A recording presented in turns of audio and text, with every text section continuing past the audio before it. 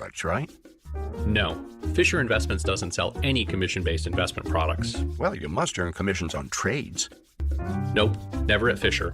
We're a fiduciary, obligated to act in our client's best interest. It's the highest standard of care for a financial advisor. How do you know what's in their best interest? We get to know our clients and then tailor a portfolio based on their goals and needs. But you probably sneak in some hidden and layered fees. No, we have one transparent management fee, structured so we do better when our clients do better. Wow, you really do look out for your clients. That's because our top priority is helping them achieve a comfortable retirement. It might be why most of our clients come from other money managers. Visit FisherInvestments.com to find out why investors like you switch to us. Fisher Investments. Clearly different money management. Investments and securities involve the risk of loss.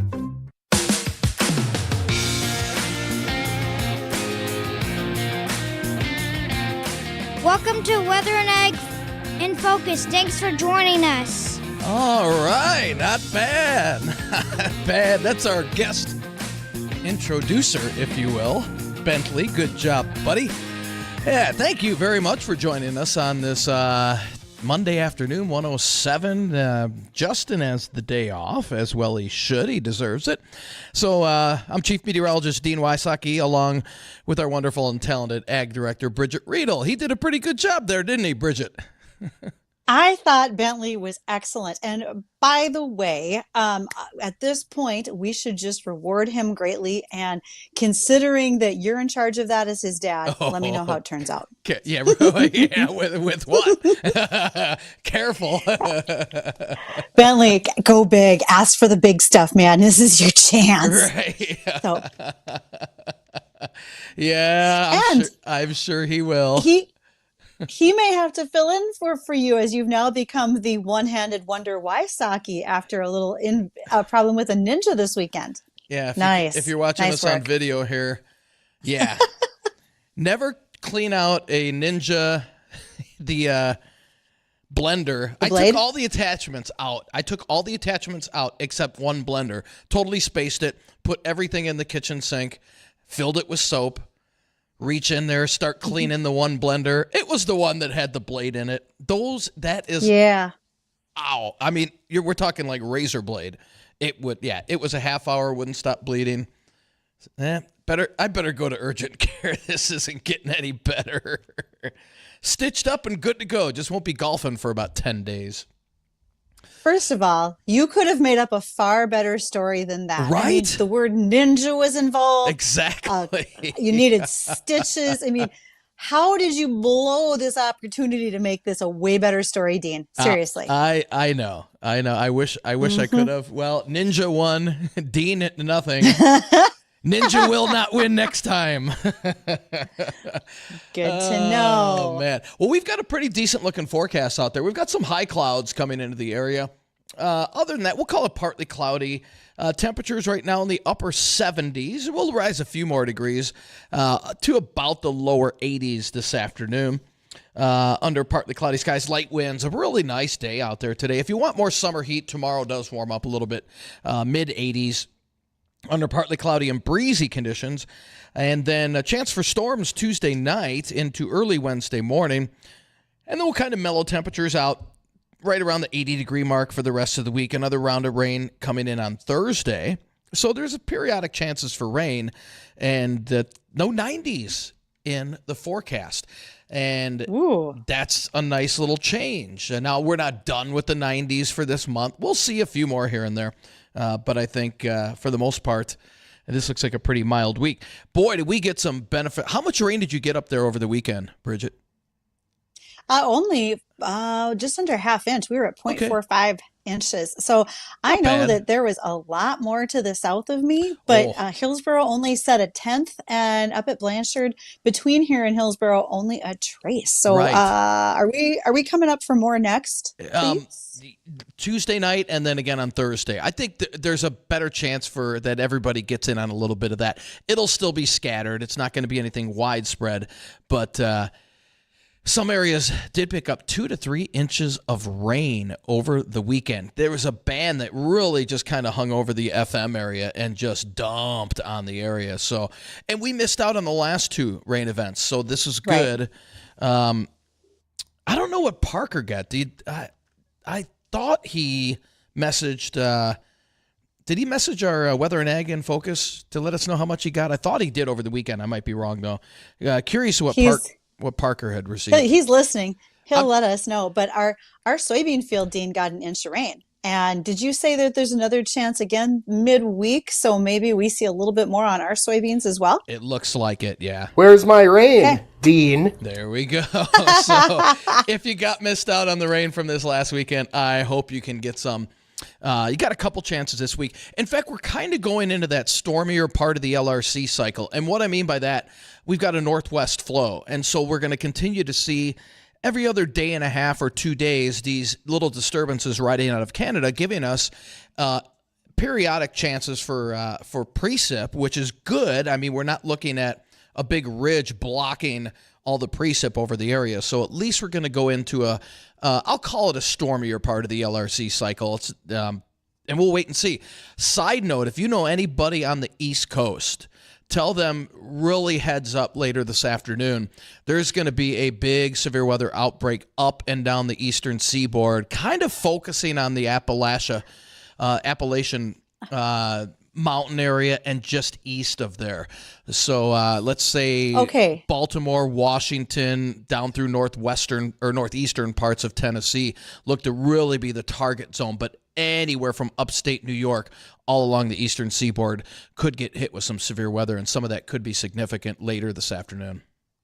Okay, that is, I can't believe you said that. That leads into the fact that right before the show, I got a Snapchat from a farm manager in Maryland, and he showed a picture of his phone that there was a tornado warning that was just issued for where he's at. So I just quick messaged him back. Hopefully he responds to me shortly and said, where are you? Because if you're looking at tornadoes, he said hurricanes are really most common for him, but he's looking at a tornado watch this afternoon. Yeah, some areas could get hit pretty bad out there. It's a decent risk for severe weather. So just heads up, if you know anybody on the East Coast, you might want to let them know. No severe weather in our forecast, and really not expecting any this week. Some of those storms tomorrow night or tomorrow evening that do pop up could be a little on the stronger side, but I'm not looking at any really severe weather event here for this week into the weekend. So pretty decent weather, and like I said, at least we have periodic chances for at least some precip around here. And when's our best chance again, Dean? I'd say Thursday. Thursday looks to be the best chance around here. All right. I'm going to play, before we go to break, see if we can stump Bridgette. Okay. And also, just as you're prepping that, I want you to know that we did get a response from Steve. He's got one of our Weather and Ag in Focus rain gauges out at Glendon, and he had 1.66 inches. So thank you, Steve. Beautiful. And to all the rest who've got our rain gauges from Productive Alternatives, please send us your information about your rainfall so we can keep track. Absolutely. All right. So, Bridget, see if you can get this. I bet you will. Hogs outnumber people 7-1 in this state. What state is it? Hogs outnumber people 7-1. Iowa. Oh, man, that was too easy. I thought I might be able to trip you up on that. Okay. How many? Now, we know that there are 785,000 people in the state of North Dakota. How many cows are there? Ooh. On the next Coffee Club with Janae and Ronnie. We feature another amazing nonprofit thanks to Luther Family Ford. This week, Christopher Deary joins us, and we're going to talk about the Cass and Clay Gap Fund and also Tony Gehrig. We're going to have a Fargo City Commission recap. Plus checks on the weather and all kinds of fun from the Coffee Club as we recover from the last weekend. The Coffee Club, weekdays 8:30 to 11 on AM 970 and 93.1 FM WDAY.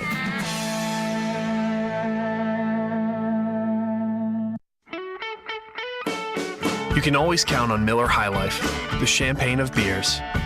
Always crisp, always easy drinking, always just right. The perfect balance of flavor and refreshment since 1903. Welcome to the High Life.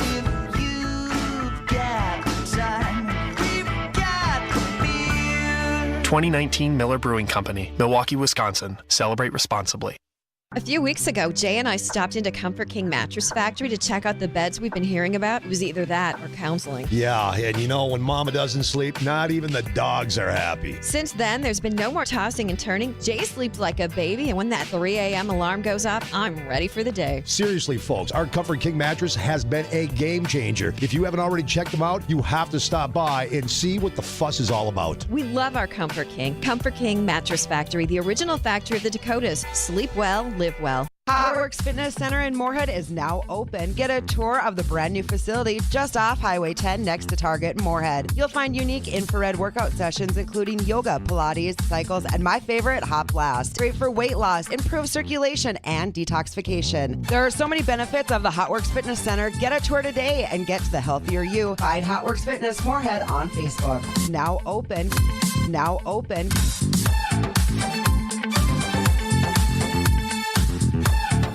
Boost your crop's health with Domark 230 ME and Badge SC fungicide exclusively from Gowan, USA. Domark's systematic action teams up with Badge's outstanding mixing properties for unbeaten disease control on sugar beets, dried edible beans, and canola. Experience the power of 2 different modes of action with Domark and Badge. Don't wait. Contact your local ag retailer and ask about Domark 230 ME and Badge SC. Always read and follow label directions from Gowan, USA. Hyperbaric oxygen treatment is here now. It can show improvements inside and outside your body. It can affect the aging of blood cells. It can help you repair skin, smooth fine lines and wrinkles. This treatment can help you feel younger by providing your muscles and joints with more oxygen and improved circulation. Find out what it can do for you at SwansonHyperbarics.com. SwansonHyperbarics.com. Call for an appointment 929-3930, 25th Street, Fargo. SwansonHyperbarics.com. Hey, Ronnie, grilling season finally here this weekend. I'm going to sit on my deck with a cold beer and watch Alex grill some meat. Speaking of meat, Jay, our great friends from Meats by John and Wayne will be giving away a meat bundle this Thursday on your show. All you have to do is listen for the call-in song. Cheeseburger in paradise. And be the 9th caller. Ronnie, there's a reason those guys have been voted best butcher shop in the Red River Valley since 2016. Meats by John and Wayne. All your meat needs. Hello, Fargo. This is John Adams, your host of Talk of the Town. My show is designed to highlight everything great about the city, the valley, and the country in which we live. I've had the great fortune of meeting, working, and living with wonderful people in the Fargo-Moorhead area, and I want to bring their stories to you. Human interest stories, sports, timely topics that affect all of us in the Red River Valley. Talk of the Town with John Adams. Tune in for positivity and fun.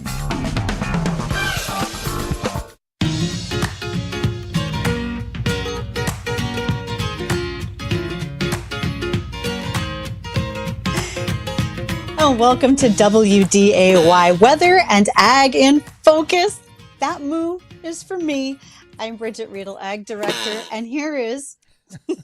I still don't think that's a moo, but okay. You're going to find out on Wednesday. We are getting together with one of our sponsors for the Here We Grow project. That's Irie Insurance, and I am bringing my barn. I'm not going to tell you why, but the barn will moo, and you will now understand this. Okay. Dean, I promise. All right. Okay. That other voice is the one-handed wonder, Chief Meteorologist Dean Wysocki, who's got a bundled up thumb, but he can still operate the buttons for all the noises in the studio today. All right. As I mentioned, our Here We Grow project, where we are raising 20 acres of soybeans, and we're going to give our profits to the Great Plains Food Bank. Couple of things. That seed is from Peterson Farm Seed. Thank you to Peterson. They are the largest regional seed dealer in the area. They are covering us with corn and soybean seed for many farmers. We appreciate their help with this project, and also Ellingson Drainage. Ellingson has been a top-notch provider of drain tile in this region for a number of years. They've been in business since 1973. And they also are going to be working as part of Grand Farm, which is a big collaboration out west of Castleton. That's going to be happening this fall. Okay, so many things going on today. First of all, for those who want to ask questions, you can reach us at 701-293-9000. That phone line is going to be utilized in our next segment after 1:30 with a farm manager, Randy Deal. He's going to be calling us from Maryland, Dean, and he's going to share what's going on with their weather out there. Nice. He's currently in the midst of green bean harvest, so we'll get a chance to talk to him. But before we do that, I have to answer our trivia question. Trivia, apparently trivia. And that was, how many cows are in the state of North Dakota? There's 785 people. 785,000. 785,000? Yep. Okay. Yep, 785,000 I would say people. about 2.5 times that, roughly. Okay. So do the math. 7, 14, 20, like 1.8 million. So close. 1.9 million head of cattle in the state of North Dakota. Wow. So close. So close. Man. And all right. So we are bringing in our first guest today. We actually have a couple. So that will be Greg Amundsen. He farms at Gilby, North Dakota. Greg is putting on an event later this week called the Root Connection. We've talked about it once before. We kind of wanted an update on where he's at for registrations. This is literally an open house for urban folks as well as neighboring farmers to come over to Greg's, see some demonstrations, have a burger on Thursday night, but above all, learn about what's going on when you're farming. So I'm not sure if Michael has the picture queued up of the t-shirt that I have, but I've got my t-shirt right here. My t-shirt to wear on Thursday night is this one. Ask a farmer, not an activist. Love it. Love it. I thought that was awesome. So that's my t-shirt for the night. Where did you get that? From Greg. Oh, you did get. All right, there's the back of it. hosting. I just saw that. Okay, sweet. Yep, that is it. So that is definitely our t-shirts for that night to be showing off. And so we're just kind of waiting for Greg to join us right now so we can visit just a little bit on what's going on at his farm on Thursday night. And I don't know if you were. I think we have him. Jacob, do we have Greg? I'm checking. And I am checking right now. Okay, I just texted we're having him. trouble with his audio, so all right, we'll get him on here Oh, okay. shortly. Yeah. That is no problem. We'll get him hooked up. Meantime, Dean, all right, what other exciting things did you see in our weather headlines or in our news headlines you're curious about? Well, what's this about anthrax now being confirmed in North Dakota? Yep. In livestock, or what's the deal with that? Yep, in cattle. So we had already confirmed cases in Kitsap County, Minnesota, and that was one horse and a couple of head of beef animals. This is in Grant County, North Dakota. This has been truly a confirmed case that was diagnosed here within just the last week, 10 days. So when you think about anthrax in animals, it's most prevalent in the summer months, and that is because we start to see the movement of dust particles, and then also those anthrax spores. So even like if you're building a new barn and you're excavating, those spores can be released. The animal can breathe them in respiratorily, and therefore this can affect not only cattle, but horses and sheep and other animals. This can be prevented by vaccination, but it does take at least a week until the vaccines take effect after you've treated the animals. And if you think that there's going to be a problem with your herd, well, if you start to see, unexplained death loss, anything like that, you're going to need to talk to your veterinarian for a diagnosis. There's really the only way to check. And is this something we have to worry about spreading rapidly, Oh, or we is can. this? It actually can from animal to animal. We won't see it spread to humans. And how fortuitous that we actually have one of our favorite large animal vets, Dr. Emily Fox. She's joining us tomorrow as a guest. We're going to talk about anthrax and the fact that, yes, there really are magnets in a cow's stomach. That'll Just be so fun. you know. Yeah. And how does it stay in the stomach? We'll have tons of questions. That's right. Tons How of does it not questions pass through? And she does just a brilliant job of explaining things like that. So that's awesome. Gotcha. So, yes. And how about let's touch on restoring Ukrainian farmland to productivity. How are they doing over there with the grain deal that they had, and are they able to get any of the crops out, or? Okay, so this is just a little different aspect to think about, and that is when you look at what's happened and how they have been bombed over there, you're now also thinking about like the TNT and some of the other munitions that are leaving behind residuals in the soil. So imagine like mercury or cadmium can be left in the soil.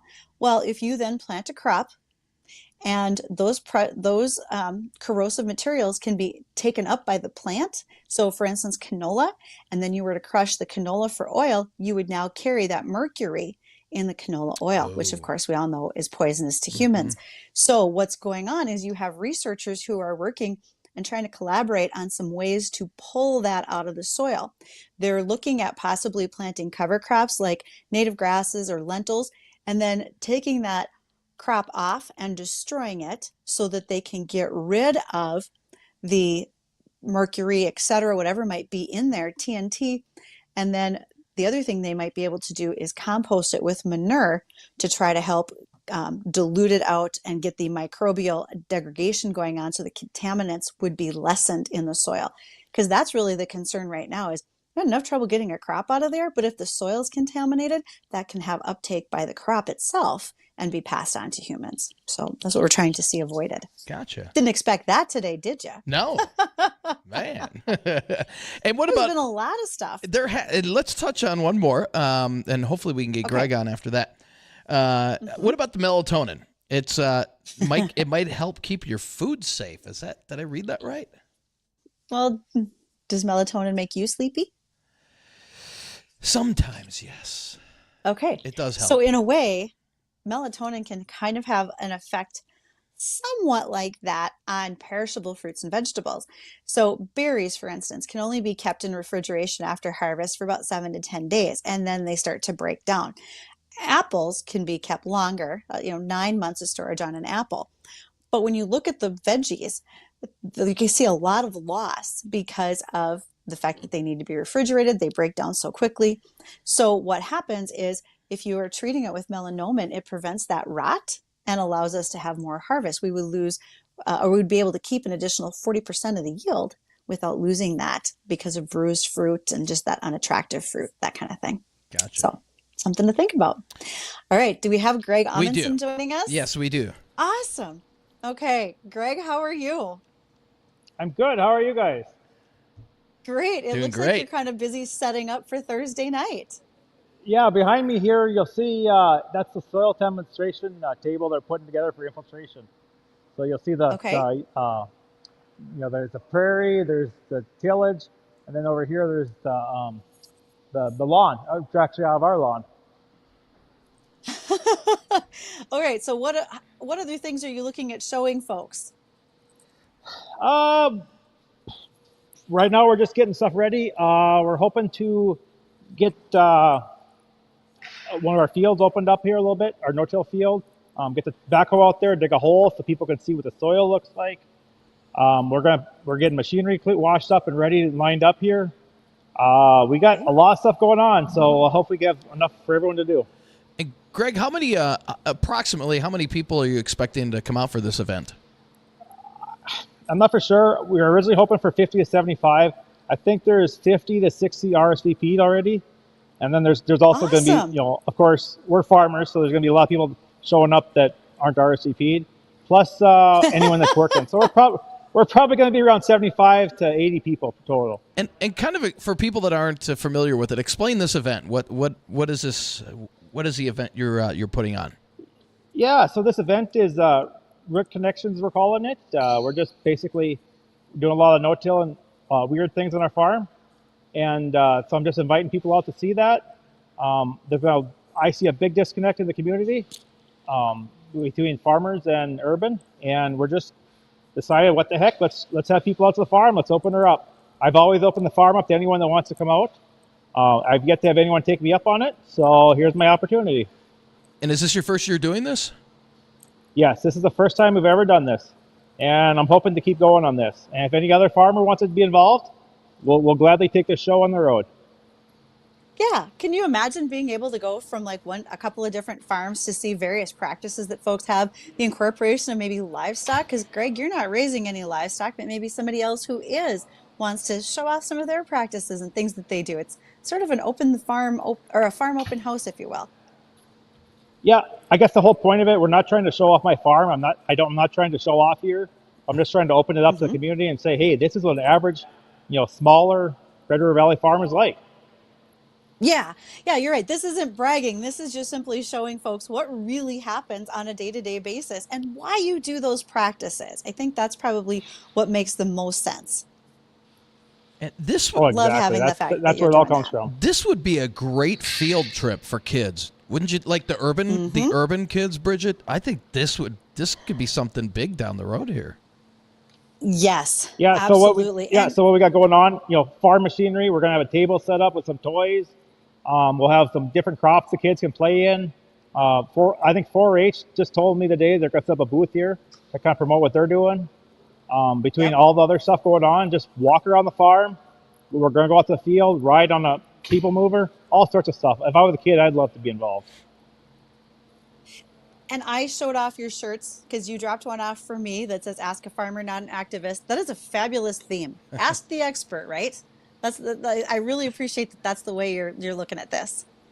Yeah, I wouldn't say I'm an expert, but this is what I do day in and day out, and I just want people to know that what we're doing out here is try to do the best we can. That's fantastic. All right. So if people were to come to sign up, if they're going to be able to RSVP, where would you like them to do that? Again, I've got it on our Facebook page for Weather and Ag in Focus, but where would you like people to reach out, Greg? Yeah, I guess it's advertised a lot of places with a QR code. I guess call NDSU Extension. Caitlin Landis is kind of in charge of that if anyone wants to be involved. And I guess if you just show up, you just show up.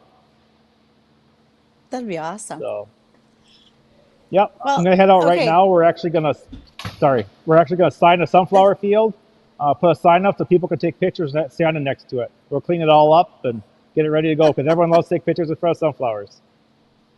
Aren't you glad they're blooming right now? That's perfect. All right.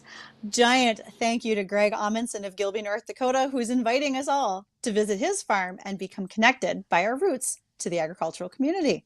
So thank you to Greg. We're going to take a short break. When we come back, we will have Randy Deal from Maryland with us. He's going to talk to us about the weather out there and green bean harvest in his neck of the woods.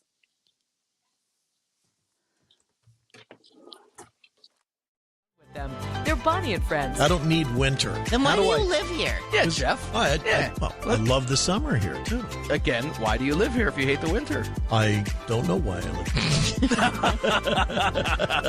I've got to think about explain it. Well, my son is moving to Washington. Maybe I'll leave. That's what all kids want their parents to move with right. them. Bonnie and Friends. Catch them weekday mornings beginning at 5. Fun times at Sweet Shots any day of the week. New at Sweet Shots is Tuesday Sweet Taco Feast, featuring build your own tacos and 2 pounds of potato jolays that feed 4 to 6 people for just $60. Thursdays, there's live music on the rooftop terrace. Monday is half-price gameplay, 5 to close. And Wednesday, get 2 pounds of wings and 2 pizzas for just $45. And every weekday is happy hour, 3:30 to 6:30 p.m. with $3 house wines and White Claws, $4 taps, and half-price apps at Sweet Shots in Fargo. Imagine it's the last ride, but your symptoms of irritable bowel syndrome with constipation, or IBS-C, are taking you for a ride. What should you do? Keep managing your constipation with belly pain the same old way? Or try getting ahead of your symptoms by talking to your doctor about treating it with Linzess, linaclotide. Linzess is a prescription medicine that treats IBS-C in adults. It's not a laxative. It's a once-daily pill that helps you get ahead of your symptoms. It's proven to help you have more frequent and complete bowel movements and helps relieve overall abdominal symptoms, belly pain, discomfort, and bloating. These symptoms were studied in combination, not individually. Do not give Linzess to children less than 2. It may harm them. Do not take Linzess if you have a bowel blockage. Get immediate help if you develop unusual or severe stomach pain, especially with bloody or black stools. The most common side effect is diarrhea, sometimes severe. If it's severe, stop taking Linzess and call your doctor right away. Other side effects include gas, stomach area pain, and swelling. Imagine, what could relief from IBS-C mean for you? Talk to your doctor and say yes to Linzess. Learn more at linzess.com or call 1-800-LINZESS. Yeah, I'm so stressed. Our business is growing. We've got people all over now. Ooma. What is that? Meditation? I'm recommending the Ooma cloud phone system with auto attendant and more than 50 features.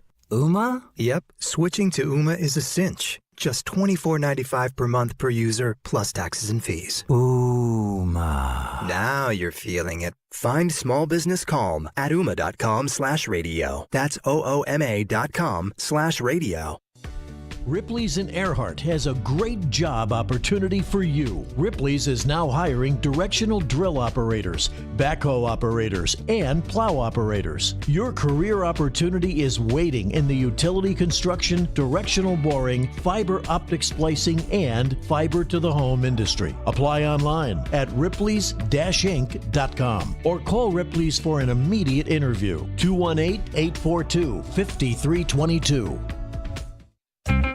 Kingpins has a very special Sunday lunch offer from 10 a.m. to 2 p.m. This Sunday, Kingpins will donate 50% of food and beverage proceeds to the Leadership Care Fund to the families of the officers affected by the recent incident. All those delicious lunch specials, salads, soups, and fantastic desserts going for a great cause. This Sunday from 10 a.m. to 2 p.m., 50% of food and beverage proceeds will go to the families of the officers affected by the recent incident. Kingpins, Jacks Way South, east of I-29, this Sunday.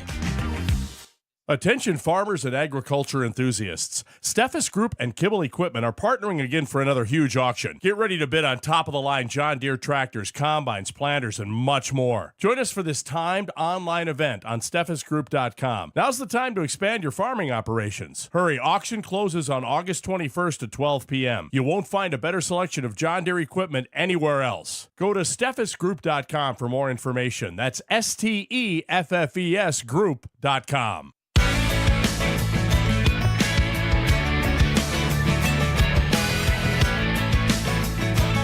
And welcome back to WDAY Weather and Ag in Focus.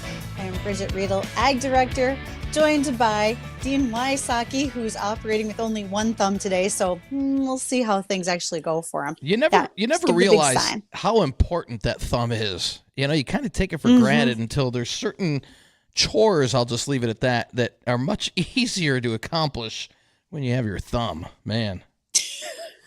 That would be exactly right. I haven't had a boxer's fracture once. I have some stories, but we're going to need to say those off air to clear that it's okay to bring them up on air. Right. We'll do that first. So, all right. So it is quite the day of catching up with farmers all across the U.S., if you will. Right before the show, I had a Snapchat from a buddy, Randy Deal. He is over in Maryland, and Dean said they might be experiencing some very unusual weather. So Randy, we wanted to check with you and just ask, how is the weather in your neighborhood with a tornado warning looming?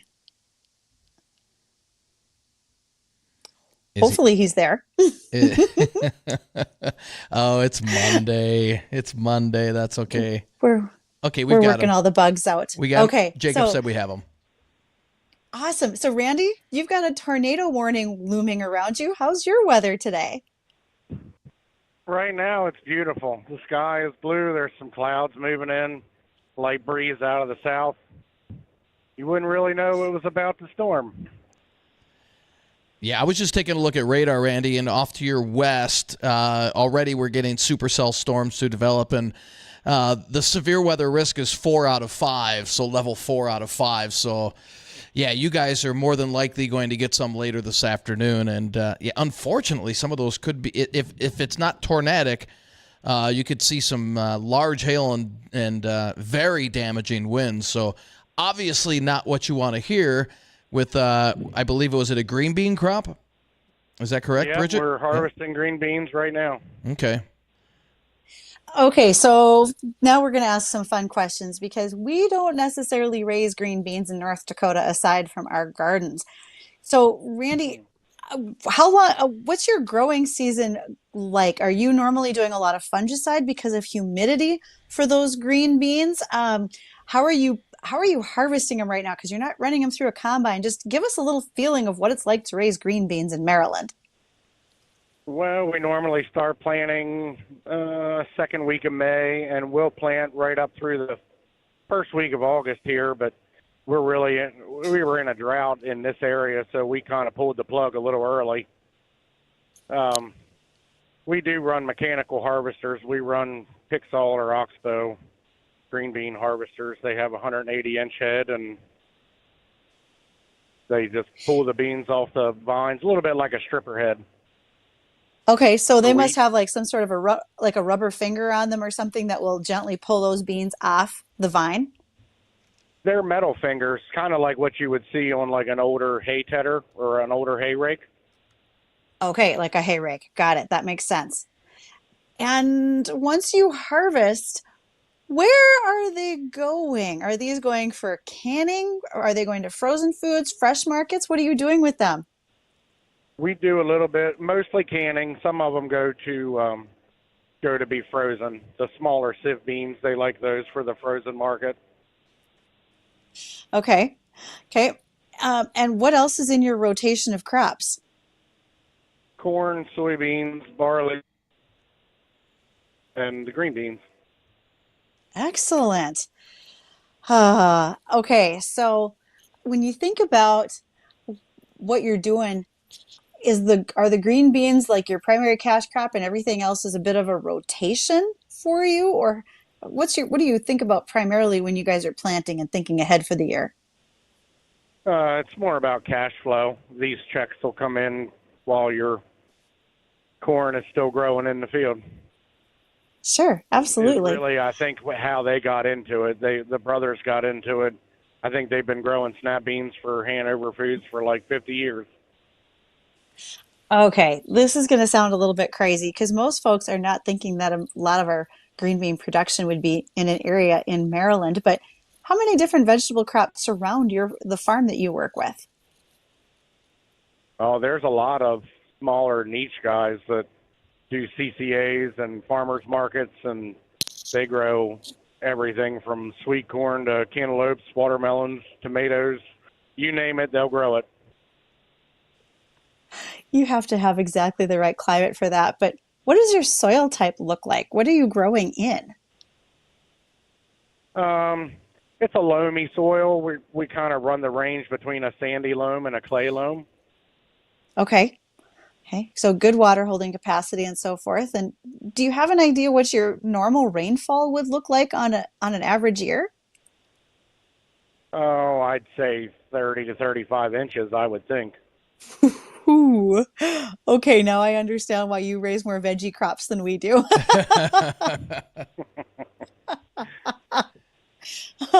Oh, that's awesome. How far are you inland? Oh, we are probably 2 hours west Okay. of the shore. So when you sent me a message before the show started, you mentioned that a tornado warning was very unusual for you. More frequently, you'd see something hurricane. But with hurricane, you just get swamping rains, is my guess, right? What are the hurricane effects that land 2 hours inland? Yeah, just really torrential rains, really damaging winds that can lay your corn over and really tangle up some green beans that make them really challenging to harvest. And then Man, you I have bet. the disease risk that follows all that torrential rain. Mm-hmm. Absolutely. And when's the last time you guys have experienced a hurricane up there? It's been a while, if I'm not mistaken. Oh, let's see. Well, to get a direct hit, it's probably been a few years, but we always get, every year we get the outer bands of The something leftovers, that we yeah. Yeah. Okay. Oh, it's quite a different area over there, Randy. You guys, the way you're raising stuff is pretty eye-opening versus what we do over here. And when you plant those green beans, by the way, are you planting them with an air seeder, with a drill? Are they in rows? Are they in hills? Are they laying on the ground viney? Are they like bush beans? Give me some idea what those are like. These are more of a bush bean, closer to like a blue lake variety, I guess. Mainly geared towards like commercial production. We use a newer John Deere planter that's on 20-inch centers, so we plant them in rows. Okay.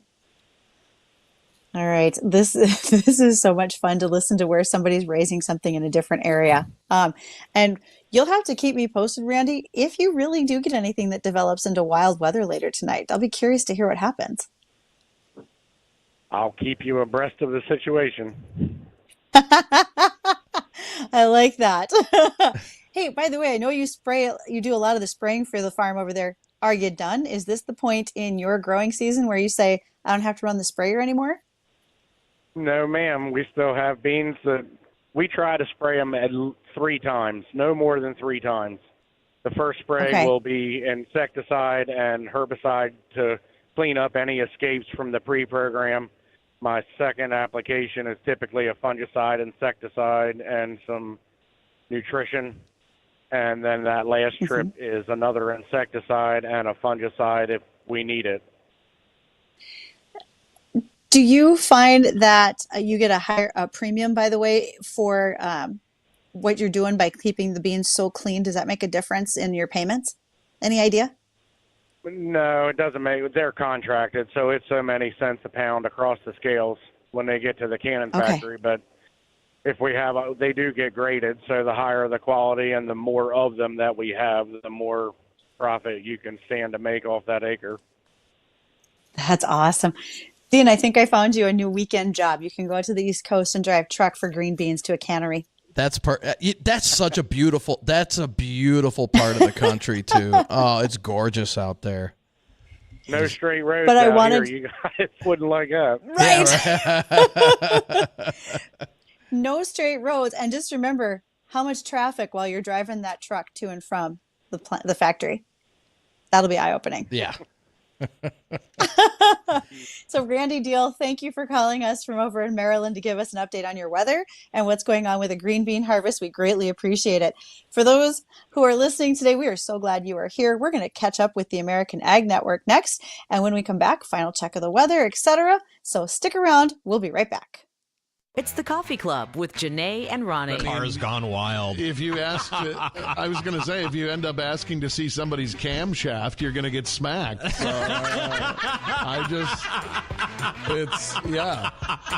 They don't do it on a hot day. Right. There's no leather seats out there. Yes, exactly. I can't even talk right now.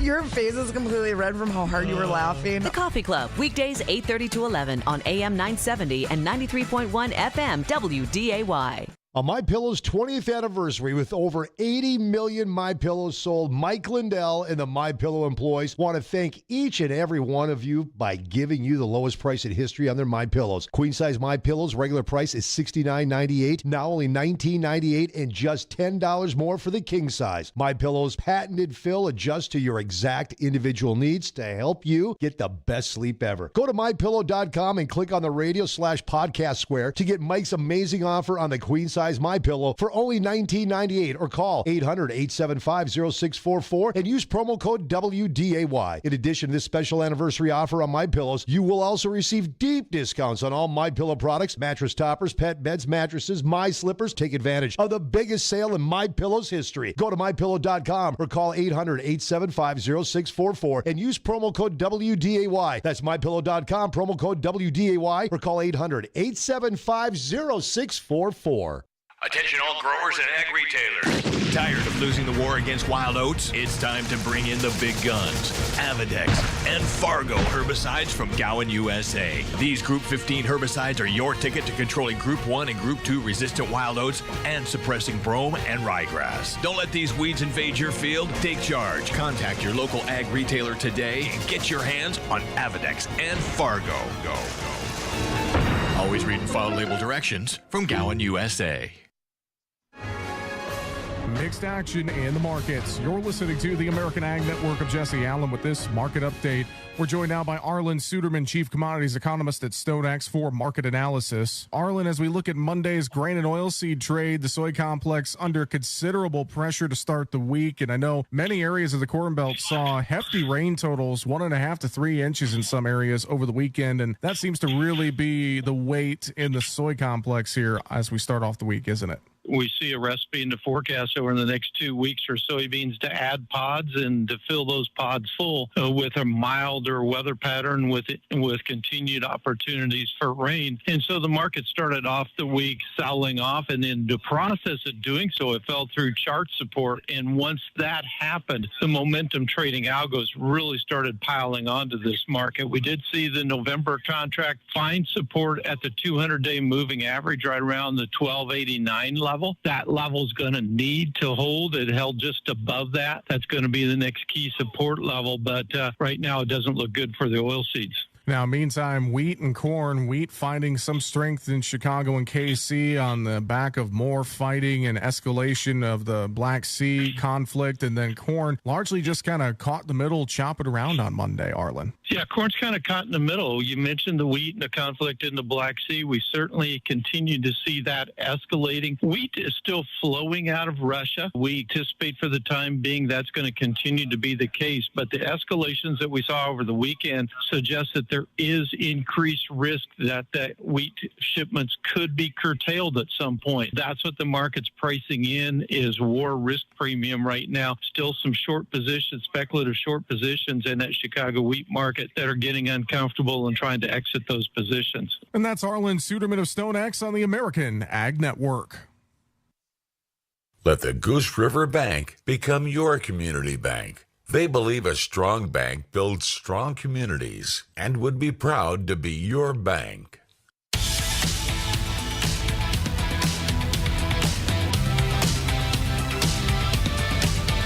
And welcome back to Weather and Ag in Focus 152 on a Monday afternoon. Want to thank everybody for joining us. 79 degrees outside at the studio here with a light wind blowing out of the west. A really nice day. Dew points are in the 50s, so lower humidity. We'll probably rise up a few more degrees into the low 80s. And then another pleasant night tonight down into the 50s. I know a lot of people want to keep the windows open at night. Pollen levels have been high here in the FM area. So although you might be tempted to open up those windows, if you have allergy problems, I might want to leave them shut. Take a double dose of Claritin. You'll be okay, right? You could Wink, do wink, that nod, too. nod. Yep, absolutely. That's one way to do it. Let's recap the weather here real quick. So, as I said, 79 degrees with a light breeze out of the west, rising up a few more degrees into the low 80s. Today and tomorrow, really, really nice in terms of just comfortable weather out there. Tomorrow going to feel a little more like summer, mid 80s, and some spots might push upper 80s, but I think mid 80s for most of us tomorrow. A little breezier, south winds 10 to 20. And I do think we'll see with the heating of the day some storms pop up as we head into tomorrow evening, and then especially tomorrow overnight. Some of those could be strong, but I'm not looking for anything widespread. And then Wednesday, we should see a break. Temperatures, again, right around 80, and then another round of storms coming in here on Thursday. That looks to be a little more widespread on Thursday, so hopefully, fingers crossed, if you got missed by these last few bouts of rain, we can sprinkle some on you on Thursday. And then the weekend, from this standpoint, looks pretty decent. Highs right around 80. We're getting some indications it might be a little bit warmer than that, maybe into the lower to middle 80s. So, again, looks like a pretty decent upcoming weekend. Another round of storms possible sometime on Sunday. So we'll kind of fine-tune that as we get closer. But Saturday looks real nice for right now. Good. No 90s in the forecast, no extreme heat, and periods of rain. And you get that typically with the northwest flow. That's what we have. And that brings in seasonal temperatures and also about every other day and a half a chance of some at least scattered storms coming into the area. So at least we're not totally dry. We've got seasonal temperatures. Almost a Goldilocks forecast, to be honest with you, for our ag community and for everybody. Have you noticed how we haven't had much wind as of late? That just seems wild, right? Mm-hmm. Because last week in the field up by Washburn, it was hot. And this week, I'll be in a field tomorrow north of Devil's Lake. And then I'll be out in Bismarck on Thursday. And I'm hoping for a little bit of a breeze. I mean, it doesn't have to be gale force winds, but a breeze now and then seems nice, right? And we'll notice breezier conditions tomorrow. Tomorrow, winds will pick up a little bit out of the south. So we'll notice that. All right. Well, I'm going to let you choose a couple of ag topics, Bridgette. You pick your favorite. Well, okay.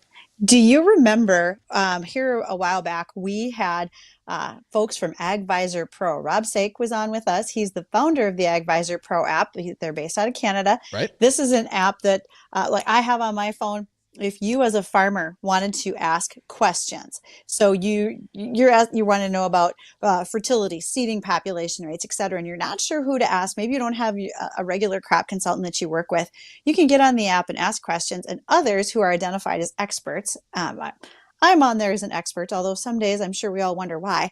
But we can respond back to you and try to answer those questions as best possible. It's really a great matchup, almost like I think you called it Tinder for Ag, where you get to match up the farmer with the expert to answer the right questions. Well, AgVisor Pro is going to be pairing up with 2 equipment dealers, one in Montana, one in Saskatchewan, and providing the AI, the artificial intelligence, to run part of their online parts and service departments. So that means you as a farmer are looking for specific parts. The actual equipment dealer is shorthanded. So what they're going to do is use AgVisor Pro's AI to help you find the right part, make sure it's the correct item for that particular machine or implement, help you decide to ship, all of those types of things, and really walk you through the process. So AgVisor Pro is expanding their reach, and we're going to see this more and more as it's hard to get good help these days. We all know that. And in some cases, AI is going to take over and help us in a variety of places. So this is just one of them. And it'll get smarter as it goes, learn along. How, look how far farming has come in the last, we'll just say 30, 40 years. How much do you think, how much do you think AI, could it take over? I mean, literally just, not eliminate the farmer, but eliminate a lot of the farmer's work and let them do other things. It may help to make things go faster. Certainly automation is stepping up. We are seeing more efficiencies in the way we use equipment, and that's going to continue. There's always the talk about, well, we currently have auto steer. How long until we see more autonomy with tractors, combines, etc.? I mean, there's always got to be someone around for that, but you may need less people because you happen to be able to use some of this artificial intelligence a little more soundly.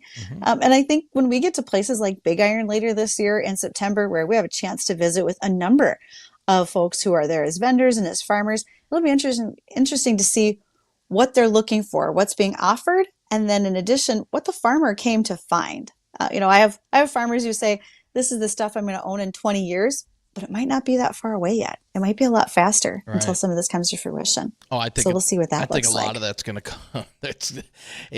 It's already creeping up on us a lot quicker, I think, than most people had thought. So we'll see. I think it really is. And, you and I talk all the time about how much more we need rain. Well, that's something that artificial intelligence can't manipulate for us. But if you look at the D4 drought status across the U.S., it's way lower than it was a year ago. At this time, we were talking about 65% of the U.S. in a drought. Now it's much smaller, but we are still seeing big chunks in Kansas, Nebraska, Missouri, and into Iowa and Minnesota. So keep your fingers crossed, Dina. What do you got to do to keep us out of any D4 drought up here? Huh? I don't see it. I mean, again, I think the rest of the season here, we're gonna see timely rains. Hopefully, again, we get into later part of September and we can start to dry things out for harvest.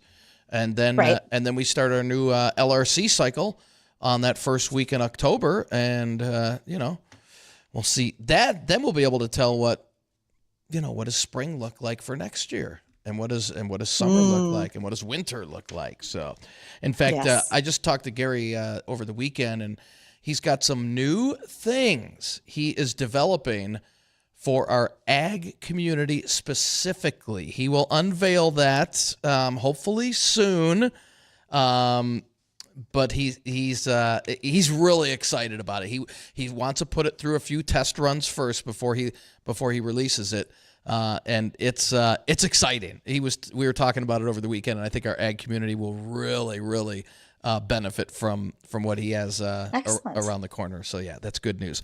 So, want to thank everybody for joining us on Weather and Ag in Focus. For Bridgette and myself, we'll see you tomorrow at 1 o'clock. The Jay Thomas Show, it's coming up next. AM 970 and FM 93.1, WDAY, Fargo, Moorhead, West Fargo. Hello, I'm Tom Tucker, WDAY News.